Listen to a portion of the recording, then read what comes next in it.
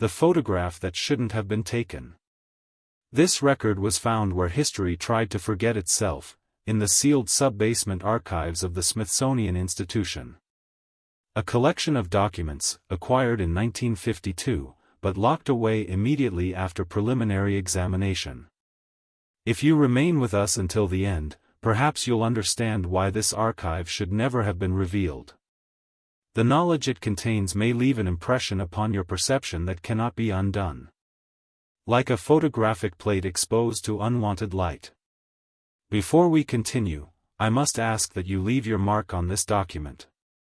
Press the symbol below to acknowledge your presence, share this revelation with those you deem worthy, and leave a written testament of your thoughts. Only then can we proceed with what follows. Washington, D.C., February 1952. A cold winter gripped the Capitol as a modest wooden crate arrived at the Smithsonian's Acquisitions Department. Donated by the estate of Dr. Warren Harfield, a once prominent anthropologist whose final years were spent in institutional care. The donation note simply stated, Ethnographic Materials, Bohemia, circa 1903. The archivists worked methodically, cataloging photographs, journals, and artifacts purchased by Harfield during his expedition to Prague in the early 20th century. Prague, the ancient heart of Bohemia, was then part of the Austro-Hungarian Empire, a city of spires and shadows where medieval, Baroque, and modern worlds collided in narrow cobblestone streets. Among the collection were conventional photographs of Prague's astronomical clock, the Charles Bridge, and various architectural studies, all properly labeled and preserved. Standard academic documentation, as one would expect from a respected scholar. Until they reached item H, 1903-47. A glass negative, stored in a lead-lined case, sealed with wax bearing a symbol that matched no known institutional mark. The case bore a handwritten note in Harfield's distinctive script, not to be developed or reproduced under any circumstances. Naturally, this warning guaranteed the opposite would occur. The negative was developed by junior archivist Thomas Caldwell on February 17, 1952. The resulting image showed what appeared to be the entrance to St. Vitus Cathedral, one of Prague's most famous landmarks. But unlike Harfield's other meticulous photographs, this one contained a technical anomaly. At the center of the image, where the cathedral doors stood partly open, appeared a blurred humanoid figure, a common occurrence in early photography due to long exposure times. Yet something about this particular blur troubled Caldwell enough to bring it to his supervisor's attention. By morning, the photograph and all related materials were removed from general archives and transferred to secure storage. Thomas Caldwell requested reassignment the following day. His departure notes, normally a formality, contained only one sentence: I no longer trust what I see in the dark. Act 2, The Investigation. Dr. Harfield's journals from 1903 provide the foundation for our understanding of what transpired. His expedition to Prague was officially sponsored by the American Anthropological Association to document Central European folk beliefs. But private entries reveal another purpose. Page excerpt, March 3, 1903. Professor Dvorak's letter confirms what I suspected.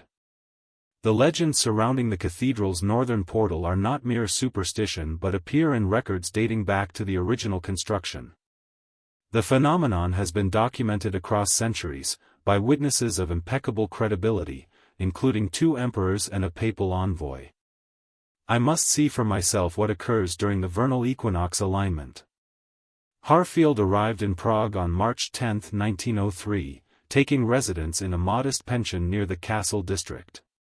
His early journal entries describe his preparations, the acquisition of a specially modified camera with a custom lens crafted by the Zeiss workshop in Germany. The modifications allowed for rapid exposure even in low light conditions, technology that wouldn't become common for another decade. The anthropologist spent his days interviewing local scholars and clergy.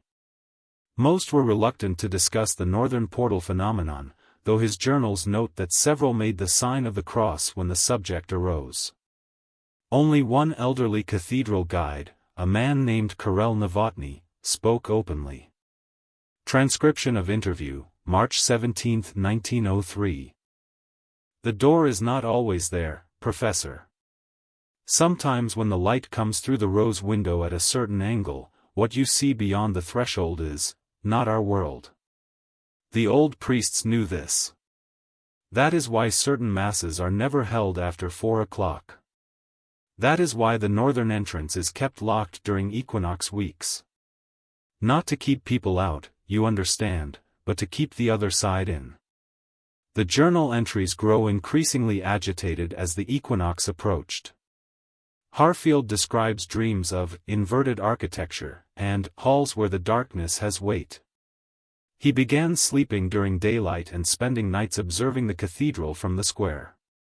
On March 21, 1903, the vernal equinox, Dr. Harfield arrived at the cathedral at 4:17 p.m., precisely when sunlight would strike the rose window at the calculated angle.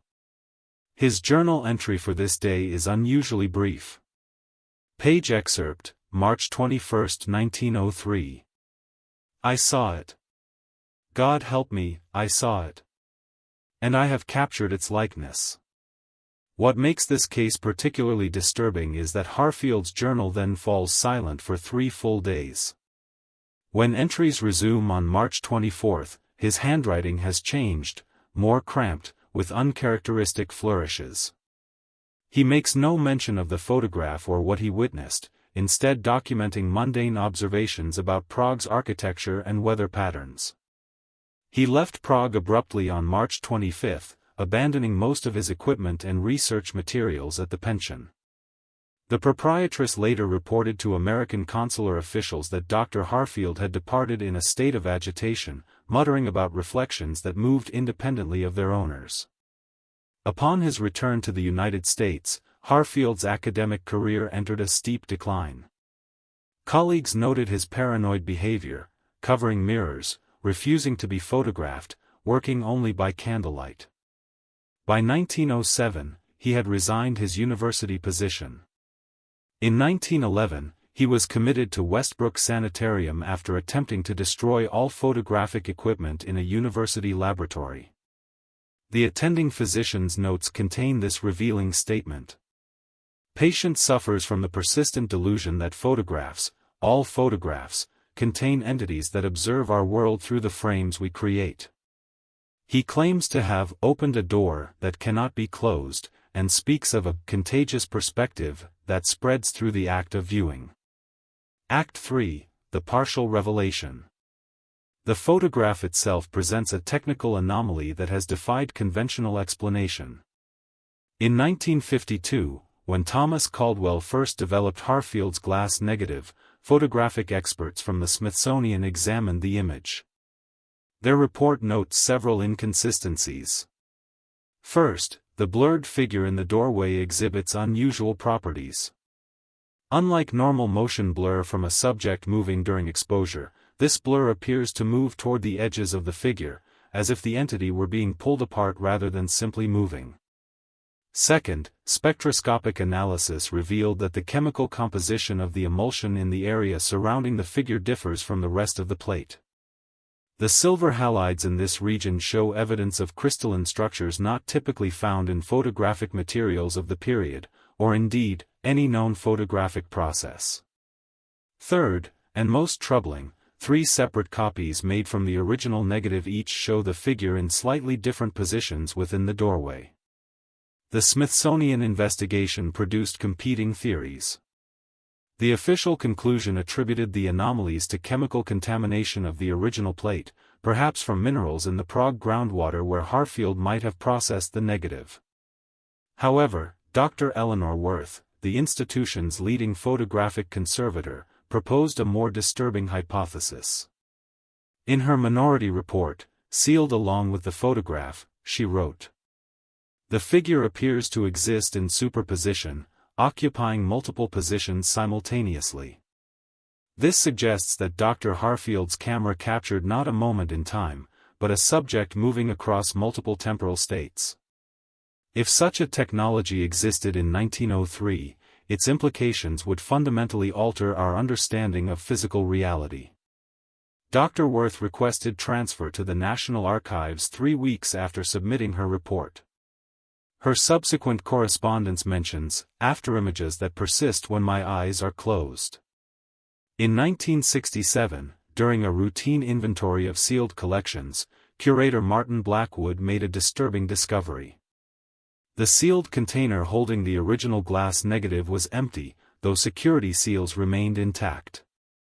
More troubling still, the 3 copy prints now showed the figure at the same position in the doorway, apparently having converged into alignment over the intervening years.